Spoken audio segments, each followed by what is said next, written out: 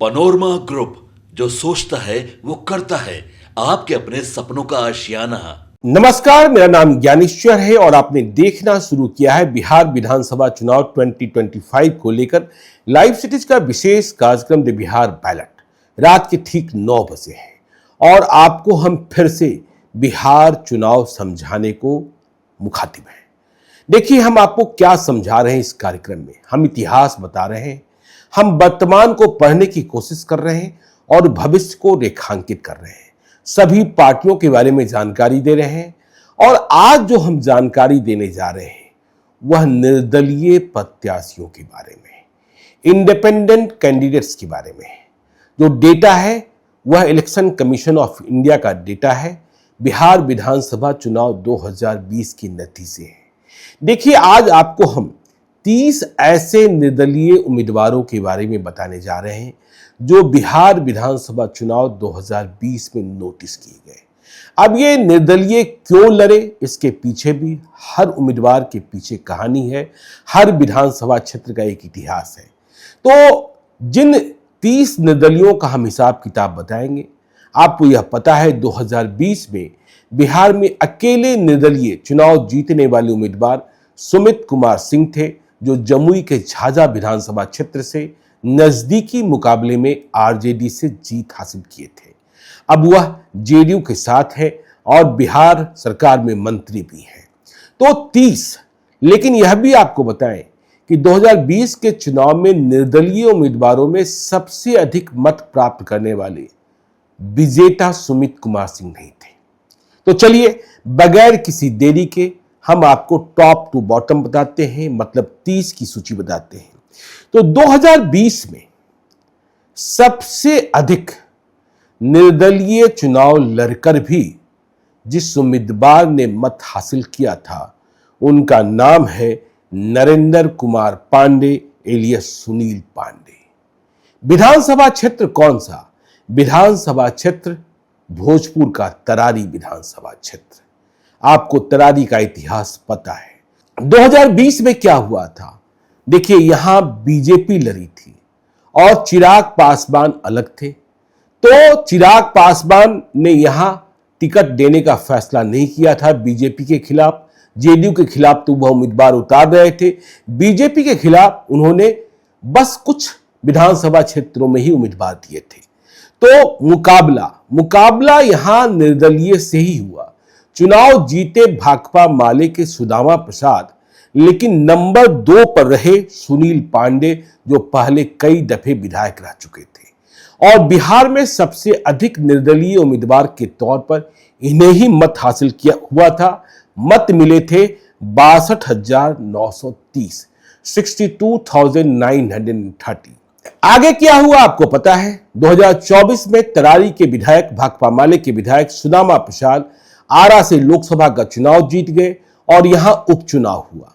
इस उपचुनाव में इस बार सुनील पांडे चुनाव नहीं लड़े, उनके बेटे को बीजेपी ने टिकट दिया और वह उपचुनाव में चुनाव जीत गए। अब तरारी से विधायक जो हैं वह सुनील पांडे के बेटे हैं।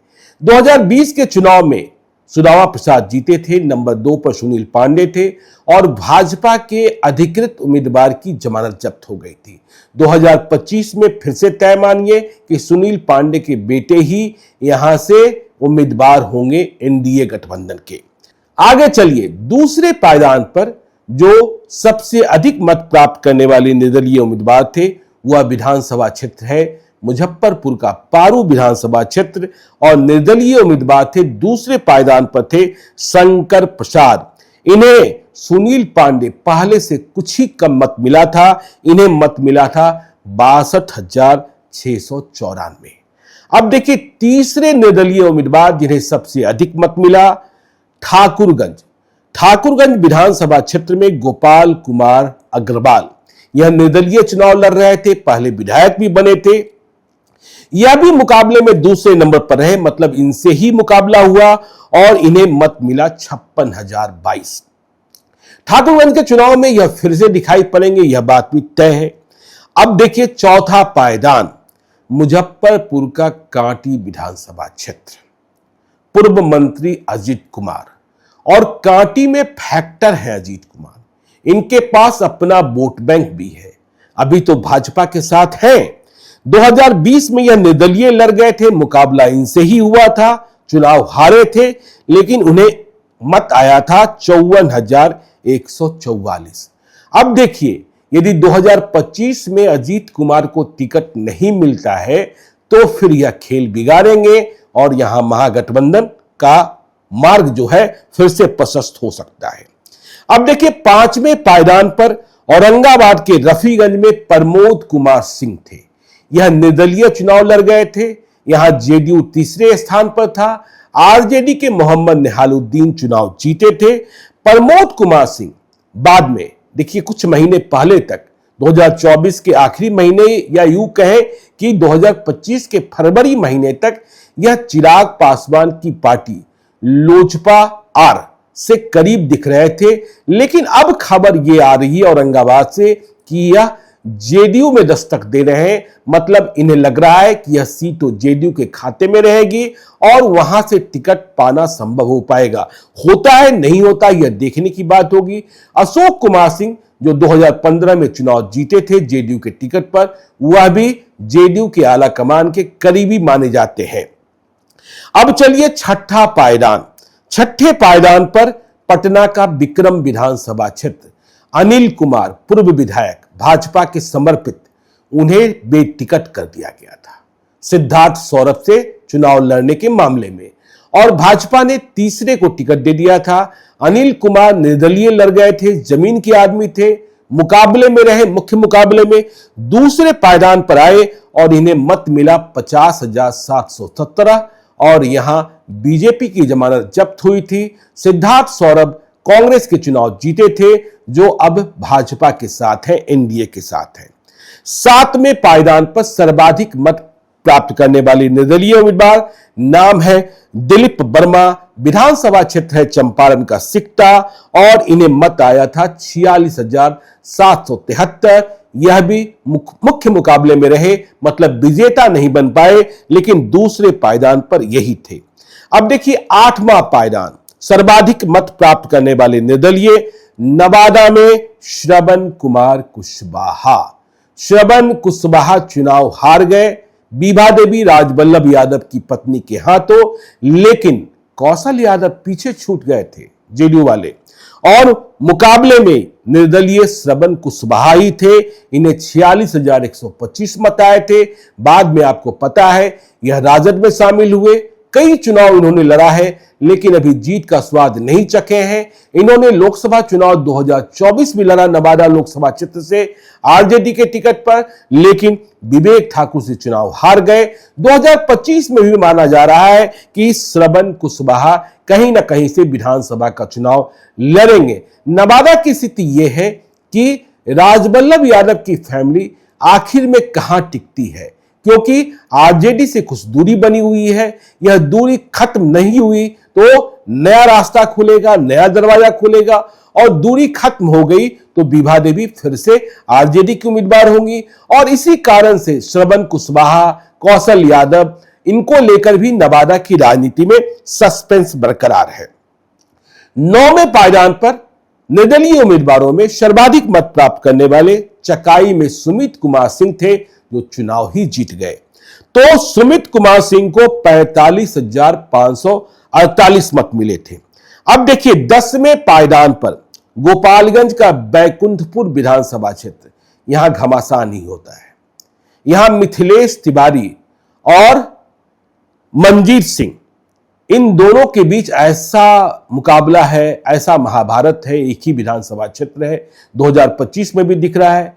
2020 में मिथिलेश तिवारी को भाजपा से टिकट मिला और आरजेडी से प्रेम यादव चुनाव जीत गए, और मंजीत सिंह निर्दलीय लड़ गए थे, सभी लोगों ने मना किया था इसके बाद भी, और इन्हें 43,354 वोट आया था। 2025 में भी यदि मिथिलेश तिवारी और मंजीत सिंह का झगड़ा शांत नहीं कराया गया तो बैकुंठपुर का दृश्य फिर से 2020 दोहरा सकता है। मिथिलेश तिवारी को बीजेपी ने 2024 का लोकसभा चुनाव बक्सर से लड़ाया था, लेकिन चुनाव हार गए थे। अब देखिए 11वें पायदान पर शाहपुर विधानसभा क्षेत्र, यहां ओझा फैमिली की लड़ाई गजब है, विशेश्वर ओझा फैमिली की, और यहां तीसरा चुनाव जीत जा रहा है। तो 2020 के मुख्य मुकाबले में शोभा देवी जरूर रही, निर्दलीय 41,510 मत आया, लेकिन चुनाव हार गई, दूसरे पोजीशन पर थी। 12वें पायदान पर देखिए, बेगूसराय का बछवाड़ा विधानसभा क्षेत्र, कांग्रेसी है मूलतः, इनके पिता भी कांग्रेसी, शिव प्रकाश गरीब दास, यह तीसरे पायदान पर थे चुनावी नतीजे में, लेकिन निर्दलीय उम्मीदवार होते हुए भी शिव प्रकाश गरीब दास को 39,878 मत आए थे। अब देखिए 13वां पायदान, नवादा का बारसलीगंज विधानसभा क्षेत्र, जहां लड़ाई होती है दो बाहुबलियों में। कौन दो बाहुबली? आपको पता ही है, अशोक महतो बनाम अखिलेश सरदार। तो अखिलेश सरदार की पत्नी अरुणा देवी चुनाव जीत गई, लेकिन 2020 में अखिलेश सरदार के सामने प्रदीप महतो चुनाव नहीं लड़ पाए थे, क्योंकि उन्हें आर्म्स एक्ट में कन्विक्शन हो गया था। ऐसे में यह सीट कांग्रेस के खाते में गई। कांग्रेस ने मंथन सिंह को उम्मीदवार बनाया और गुस्से में प्रदीप महतो स्वयं चुनाव नहीं लड़ सकते थे, उन्होंने अपनी पत्नी आरती सिन्हा को निर्दलीय चुनाव लड़ाया। आरती सिन्हा को बारसलीगंज में, देखिए दो बाहुबलियों की लड़ाई है, 39,363 मत आए थे और यह चुनाव हार गई थी, तीसरे पोजीशन पर थी। 2025 के बारे में कयास लगाया जा रहा है कि यहां चुनाव अरुणा देवी बनाम अनीता महतो की होगी, मतलब अखिलेश सरदार की पत्नी अरुणा देवी और अशोक महतो की पत्नी 1 साल पहले ही शादी हुई है, अनीता महतो, इन दोनों के बीच लड़ाई देखने को मिलेगी। 14वां पायदान, 14वें पायदान पर सबसे अधिक निर्दलीय उम्मीदवार के तौर पर मत प्राप्त करने वाले उम्मीदवार बाढ़ में है। पटना का बाढ़ विधानसभा क्षेत्र, कर्णवीर सिंह यादव उर्फ लल्लू मुखिया पहले अनंत सिंह के विश्वस्त थे, लेकिन अनंत सिंह से अब 36 का रिश्ता है। अभी कुछ ही दिनों पहले इन्होंने बिटिया की शादी की है। बिहार के बड़े बड़े नेता पहुंचे थे और बहुत बड़ा जलसा हुआ था, तो इन्होंने एक अलग पार्टी भी बना ली है और कहा जा रहा है कि चुनाव तो लड़ेंगे ही लड़ेंगे। तो देखिए 2020 में ये हार जीत को प्रभावित कर देते हैं। यदि चुनाव न लड़ते तो शायद 2020 में ज्ञानेंद्र सिंह ज्ञानू चुनाव हार जाते, कांग्रेस को जीत मिल जाती। तो कर्णवीर सिंह यादव एलियस लल्लू मुखिया को 38,406 मत मिले थे। अब देखिए आगे सारण का मांझी विधानसभा क्षेत्र, निर्दलीय उम्मीदवार राणा प्रताप सिंह जो मुख्य मुकाबले में रहे और राणा प्रताप सिंह को 33,938 मत मिले। आगे चलिए रक्सौल विधानसभा क्षेत्र, चंपारण का भारत नेपाल की सीमा वाला विधानसभा क्षेत्र, तो यहां सुरेश कुमार निर्दलीय 28,593 मत लाकर तीसरे पायदान पर थे। अब चलिए आगे, पायदान है 17वां, विधानसभा क्षेत्र है मधुबनी का हरलाखी, यहां उम्मीदवार मोहम्मद शब्बीर निर्दलीय चुनाव लड़े और इन्हें 27,499 मत आया और इन्होंने नतीजे को प्रभावित कर दिया, खुद चुनाव हार गए।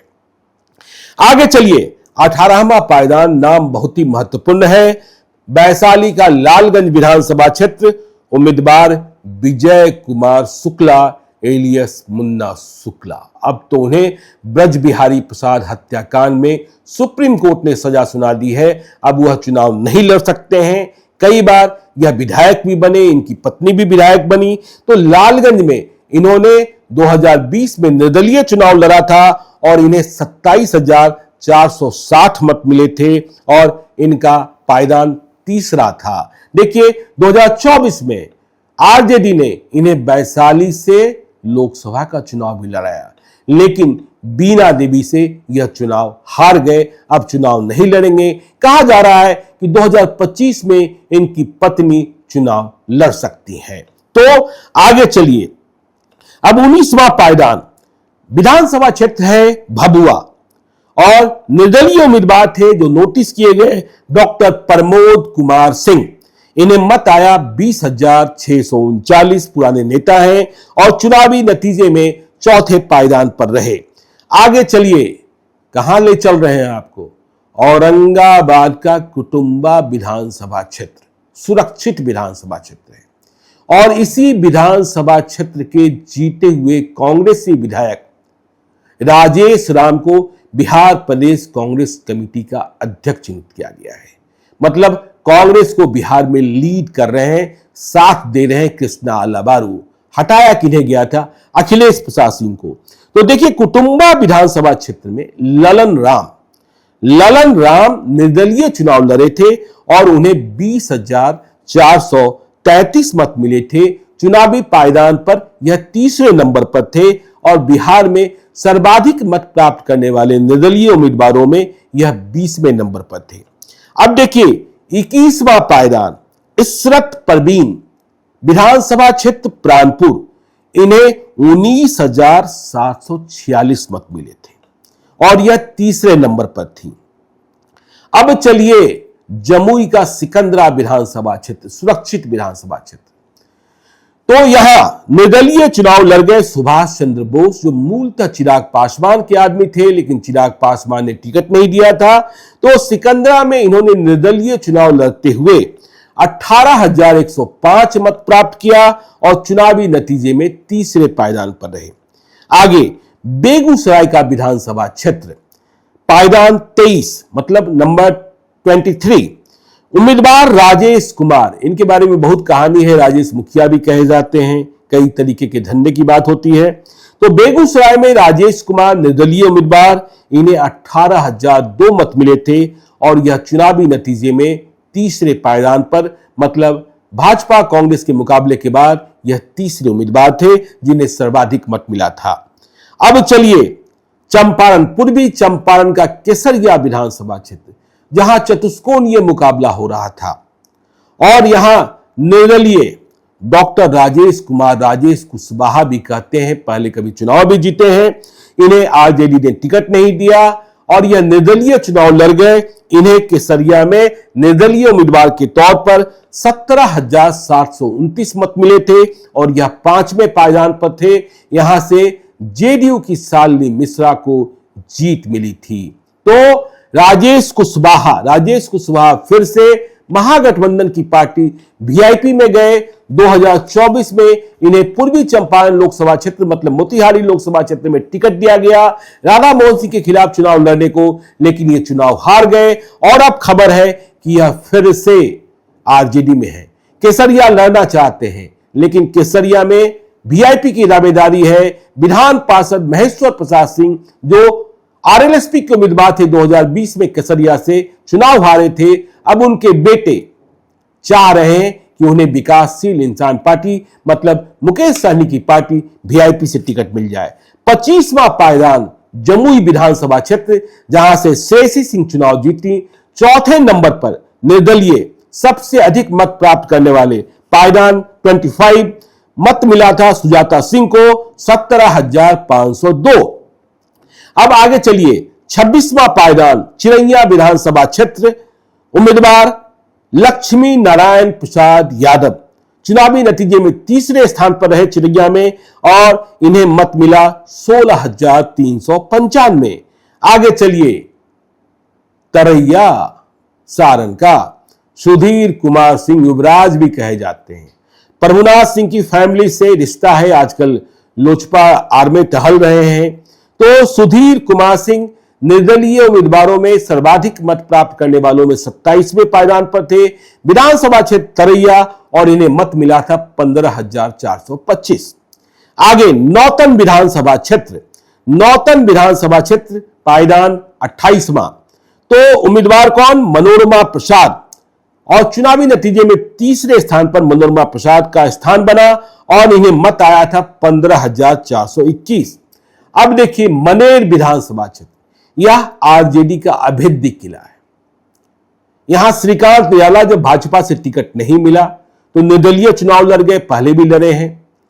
यहां भाई वीरेंद्र लगातार जीत रहे हैं आरजेडी के। तो श्रीकांत निराला को मनेर विधानसभा क्षेत्र में 14,615 मत मिले थे और यह निर्दलीय उम्मीदवारों में सर्वाधिक मत प्राप्त करने वालों में 29वें पायदान पर थे। 30वां विधानसभा क्षेत्र नहीं, माफ कीजिएगा, 30वां पायदान। 30वां पायदान राजौली विधानसभा क्षेत्र नवादा का, यह भी सुरक्षित है। यहां अर्जुन राम निर्दलीय चुनाव लड़े थे और इन्हें मत मिला था 14,394 और यह चुनावी नतीजे में तीसरे पायदान पर थे। तो आज हमने आपको बताया 30 वैसे निर्दलीय उम्मीदवारों के बारे में जो 2020 के बिहार विधानसभा चुनाव में नोटिस किए गए थे और जिन्हें ठीक ठाक मत मिले थे। अब देखने की बात होगी कि 2025 के बिहार विधानसभा चुनाव में ये 30 चेहरे किस करवट बैठते हैं। अब सुनील पांडे को तो लड़ना नहीं है, उन्होंने अपनी राजनीति का उत्तराधिकार अपने बेटे को सौंप दिया है।